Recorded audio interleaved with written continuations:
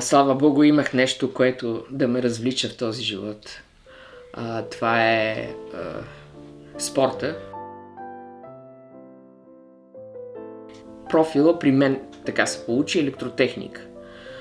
Но в никакъв случай не бих казал, че съм имала желание да остана да сглобявам телевизори. Като че ли по това време изобщо професията наистина се смяташе за мъжка. И до ден днешен огромни отрязъци от нашата история, заснети надлежно от фотографите, липсват. Аз добавях стойност, според мене, към фотографиите.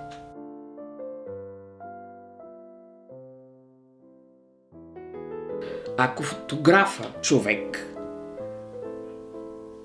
няма достатъчно знание, търпение, умение, уважение към субекта, по-добре да не се захваща. Моята основна мечта беше да се занимавам с цветна фотография, защото аз съм цветна. Много държа на цветното си.